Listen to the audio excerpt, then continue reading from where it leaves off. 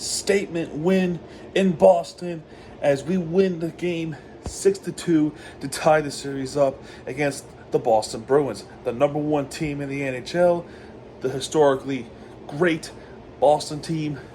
And we came up there in game 2 and beat them 6-3. How did they do it? I'll talk about it. Before I talk about it, I would like to say it is such great and relieving to know that Sam Bennett is back in the lineup, and clearly he was clearly missed because he had his really good game against the Boston Bruins team, and upon his return, he actually scored a goal, and that started off the game. Sam Bennett with the first goal since he came back from injury. So afterwards, it was Brad Marchand with the shorthanded goal that I felt like the turnover should never have happened, but it did happen. It is what it is at this point. A little bit after, it was Eric Stoll. Eric Stoll scored to recapture the lead 2-1, and then a thief who stole a hockey stick last night, Tyler Pertuzzi, who scored on the power play goal. Then in the third period, we needed some strategy to try to hold off this incredibly good Boston team. Only one name stood out. It was Brandon Montour. Brandon Montour, the defenseman, keep in mind, a defenseman, scored his goal against Boston. First defensive Panther to score for this season. And that was his 39th game. He actually made history after already having a historic season, Brandon Montour. Before that, it was Swaggy to score next. Afterwards, guess who it is? It was Montour. First ever defensive player for the Florida Panthers to have a multi-goal game in a playoff game. That is some history lesson. And Losterrain would ultimately seal the game on an empty net to win the game 6-3 because Taylor Hall would score after the shorthanded goal. So that was pretty cool.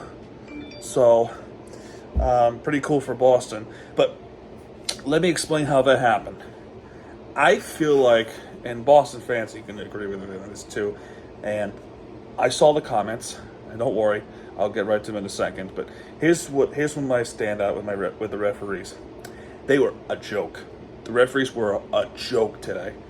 They have these calls that should not have been called, and there were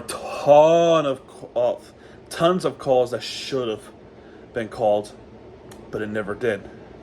They never called anything that is obvious, plain and obvious. But in terms of, by the way, do you want to see my cat? This is my kitty cat, who is being really bad. But no, referees were atrocious. Couldn't you stop? Yeah, no, the referees were horrible. They were absolutely horrible. When you don't make the calls properly, you're not only benefiting one-sided team, whether it's Florida or Boston, but you lose control of the game. And we saw that near the end of the game, where it just dragged on. It dragged on throughout the last couple of minutes. There was even some points where players, including Kachuk, were actually jawing at each other on the bench. So, and plenty of fights happen. Cross-checking happens. I felt like the Taylor Hall goal, I feel like it could have been a power play. It could have been a power play, at least for the Florida Panthers, but it did not. And as a result, this final score ended up being 6-3 when it could have been 6-2. But my mind's like, it's just whatever. We won the game, We made a statement up in Boston.